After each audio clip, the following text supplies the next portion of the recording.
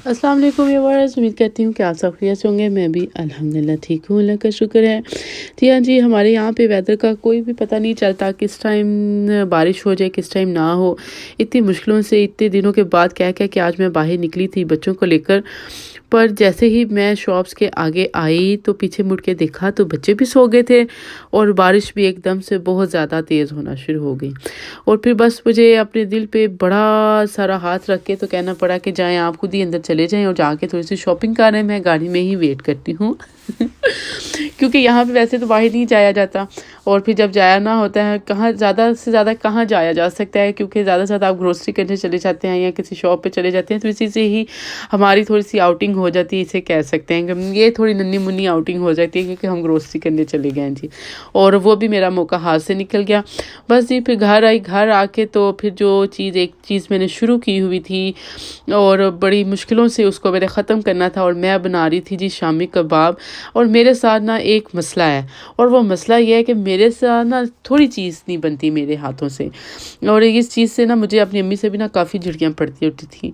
तो अम्मी भी यही कहते होते हैं कि जब मैं शादी से पहले की बात है तो अम्मी भी हमेशा ये कहते थे कि कभी बंदा थोड़ी चीज़ भी बना लेता है, पर पता नहीं क्या मसला है मेरे हाथों में कभी थोड़ी चीज़ बन ही नहीं सकती ना। जब भी कोई चीज़ बनाने लगती हूँ ना वो इतनी माशाल्लाह ज़्यादा बन जाती है कि उसको समेटना मुझे खुद को ही मुश्किल हो जाता है। और जी हाँ जी, मेरे साथ भी अब यही हुआ कि पहले तो मैंने शौक के आलम में आके ना तो मैंने दाल वगैरह भिगो दी और उसके बाद फिर मुझे हो गया कोल्ड और नज़ला हो गया और 2-3 दिन तो मेरे से अब मुश्किल से उठा नहीं जा रहा था। लेकिन चूँकि मैंने दाल भिगोई थी तो उसको मुझे काम करना तो पड़ना था। बस जी फिर उसको उसी तरह ही इतनी सख्त नज़ले ज़ुकाम में मैंने उठ के तो वो यानी कि मिक्सर तो बना दिया था, लेकिन अब फिर मैंने इसको फ्रीज़र में रख दिया था, फ्रिज में रख दिया था। आप ये देख सकते हैं गरम-गरम को मिक्स करना ज़्यादा आसान होता है। अब मुझे ये बड़ा मुश्किल लग रहा था और ये ठंडा भी बड़ा था। बस फिर हिम्मत कर रही थी और सोच रही थी कि अभी पहले इसको बेचारे को 1-2 दिन हो गए हैं, ये फ्रिज में पड़ा ये ना हो के ख़राब ही हो जाए। अब मैं ना इसको थोड़ी हिम्मत करूँ और इसको ना शामी टिक्कियाँ बनाऊँ और अपनी जान छुड़ाऊँ। और बस फिर शुरू हो गई जो काम करना था और उसके बाद फिर इसको करके तो फिर मैंने इसको फ्रीज़ कर दिया। लेकिन मुश्किल तो थोड़ी-सी हुई कि और मेरे इसमें काफ़ी ज़्यादा दिन भी लगे, क्योंकि बच्चे भी साथ होते हैं ना तो वो फिर और भी ज़्यादा होती हैं। लेकिन ख़ैर अब ये फ्रीज़ हो गई हुई हैं और ये इतनी सख्त है कि किसी के ना सर पे मारो ना तो सर फट जाएगा, पर मेरी शामी टिक्की नहीं फटेगी, ना ही इसको ये इतनी टूटनी है। इतनी सख्त हो गई हैं। लेकिन ख़ैर जी अब मैंने इसको ना ये फूड बैग में डालना है और इसकी ज़िप बंद कर देनी है और इसको मैंने ना फ्रीज़र में रख देनी है। और मेरे माशाल्लाह देखिएगा मेरे कितने सारे मेहमान इससे जाएंगे, भुगताए जाएंगे और मेरे बड़े सारे खाने इससे खिलाए जाएंगे। लेकिन सहूलत तो फिर हो जाती है ना, जब आप कोई चीज़ ज़्यादा बना लेते हैं फिर आपको काफ़ी अर्सा वो निकल भी जाती है और बड़े सारे मेहमान भी इससे निपट जाते हैं। नहीं तो जब अचानक से कोई गेस्ट घर में आता है या कोई चाय का इंतज़ाम होता है ना तो फिर पता है ऐसी चीज़ें बनाना इतना मुश्किल लगता है। और मैं कहती हूँ बच्चों के साथ तो सफाइयाँ भी हो जाए ना तो बड़ी बात है। बड़ी मुश्किल से हमने बच्चों को रोका होता है कि मेहमान के आने से पहले ना गंद नहीं मारना। और उनको कभी मैं ऊपर लेकर जाती हूँ नीचे की सफाई करके, तो कभी नीचे ना आके गंद मारती तो कभी ऊपर से नीचे लेकर आती हूँ कि अभी अब ऊपर सफाई होगी तो नीचे। बस जी इसी तरह ही होता है। बस फिर जब मेहमान आते हैं ना फिर मैं उनको ज़रूर बता देती हूँ कि भाई एक दफ़ा देख लें हमारा घर साफ़ है ना, हम सफाई करते हैं, ये ना होएगा आप ये सोचें कि हम लोग सफाई नहीं करते। लेकिन खैर सब बच्चों के साथ ऐसा होता है, सब घरों में ऐसा ही होता है, मुझे पता है। वो बहुत लोग जो ये कहते हैं कि जी हमारे बच्चे गंद नहीं मारते हैं, हमारा घर बड़ा साफ़ होता है ना, मुझे तो वो उनकी बातों से पता चल जाता है। मैं कहती हूँ ये तो है ही झूठे, क्योंकि ऐसा कभी भी नहीं होता। बच्चे तो बच्चे होते हैं और बच्चों ने गंद नहीं मारना तो और उन्होंने सफाइयाँ थोड़ी रखनी होती हैं। या वो इतने ही एटिकेट्स वाले बच्चे हो जाएं तो फिर वो बच्चे ही कहलाएं। ज़ाहिर सी बात है, बच्चे हैं, बचपन है उनका, उन्होंने नहीं खेलना तो फिर हमने थोड़ी खेलना है। लेकिन सब चीज़ें साथ साथ ही चलती हैं। और मेरा था कि जी लेकिन इसकी एक ट्रिक मैं आपको बता देती हूँ। ये देखिए मैंने जब कबाब रखे ना तो मैंने इसके ऊपर क्लिंग फिल लगा दी थी, तो उसकी वजह से ये ना तो टूटे हैं और ना ही ये जुड़े हैं, बल्कि आप ये देखें ये इतनी जल्दी खुद ब खुद अलग हो रही हैं और मुझे इनको ना छुरी के साथ ये करने की ना ज़रूरत नहीं पड़ी। नहीं तो जब हम उनको एक दूसरे के ऊपर रख देते हैं ना तो वो फिर एक दूसरे के साथ चिपक जाती हैं और वो जब उतारने लगते हैं ना तो वो आधी तो अंदर ही रह जाती हैं। हाँ जी, आज मैंने बनाना है जी इफ्तारी में ना ये डेट्स और ना बादामों का शेक, इसलिए मैंने सोचा चले जी आज थोड़ा सा हेल्दी थोड़ा सा हो जाए।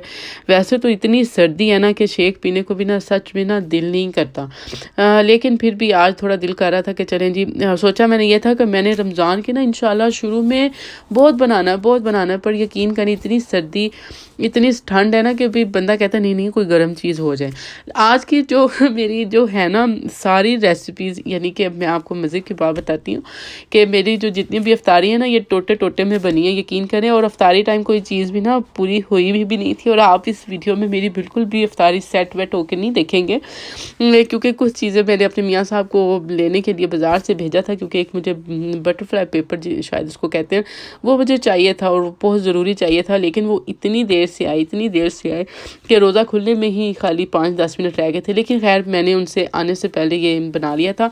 आपको याद होगा कि मैंने रोल्स बनाए थे बहुत ही मज़े के, तो ये उसका मिक्सर थोड़ा सा बचा हुआ था। और उसके बाद देखें व्यूवर्स, मैंने एक आज ना जुगाड़ किया है जो कि मुझे बहुत ही मज़े का लगा, और मुझे उम्मीद नहीं थी कि इतना मज़े का हो जाएगा। और ये आप देख सकते हैं, मैंने कोई बेली नहीं है, ये छोटी छोटी पराठे से, ये बने बनाए पराठे जो बाज़ार से मिलते हैं ना, वाइट पराठास, ये वही हैं। इसके अंदर मैंने सोचा चले मैं ना इसको कचौरी बना के देखती हूँ कि वो भी इसी टाइप की ही होती है। तो अब मैं ना इसको बंद सोच रही थी कैसे बंद करूँ, मैंने कहा चलो बंद कर देते हैं, जैसे भी कोई बात नहीं। आपने कौन सा मेरे घर में आके तो मेरे से ये खानी है जो मुझे थोड़ी टेंशन हो कि भी आपको पसंद नहीं आएगी। लेकिन इसकी बहुत मज़े की, मैं एंड पे आपको पता चलेगा, वीडियो ज़रूर पूरी देखिएगा। लेकिन जो मैं इसका बनाऊँगी ना बनेगा बहुत मज़े का, और मुझे उम्मीद नहीं थी कि इतना मज़े का बन जाएगा और इतना मज़ा आएगा इसको बना के मुझे। हाँ जी, ये देखें जी, अब मैं इसको अपनी तरफ से ना ज़रा अच्छी शक्ल देने की कोशिश कर रही हूँ, पर मेरे से ना सच्ची बात है दी नहीं जा रही, और मुझे समझ भी नहीं आ रही कि इसको मैं कैसे बंद करूँ ना। एंड पे ना मैंने इसको वैसे ही बंद कर देना कि चलें कोई नहीं। ये आप मेरे हाथों से देख सकते होंगे कि आपको भी समझ आ ही रही होगी कि मुझे कोई नहीं समझ आ रही, तो अब मैंने इसको वैसे ही बंद कर देना। लेकिन अगला जो मैं बंद करूँगी ना वो थोड़ी सी मुझे मज़े का लगा था, वो सचमुच में मेरे से कोई काम हो गया था अच्छा, और उसको मैंने बंद भी कर दिया था। हाँ जी, इसको तो मैंने थोड़ा सा फ्राई कर लिया था, डीप फ्राई किया था, लेकिन बाकियों को मैं बेक करूँगी। और मुझे था कि मैंने बेक करके भी देखना है कि इसकी क्या शक्ल निकलती है ना, ये कैसे बनते हैं, क्योंकि बाज़ दफ़ा आपके घर में पराठे होते हैं, और ये स्पेशली उन लोगों के लिए भी एक रेसिपी कह सकते हैं, एक ट्रिक है उन लोगों के लिए या उन ख़वातीन के लिए जिनको यानी कि खाने को मज़े का दिल करता है, लेकिन अभी उनको बहुत ज़्यादा तरीका नहीं आता, तो वो भी इसी तरह ही कर लें कि अभी बाज़ार से ना वाइट पराठास ले आएँ और उसके बाद उसको फिल करें। ये देखिए जी, ये पेपर था जिसके लिए मुझे 2 घंटे इंतज़ार करना पड़ा, आखिरकार वो आ गया। लेकिन उससे पहले ही मैंने ये बना ली हुई थी, इनके ये जो पैटीज़ थी ना ये मैंने बना ली थी, और अब मैंने ना इनको बेक करना है।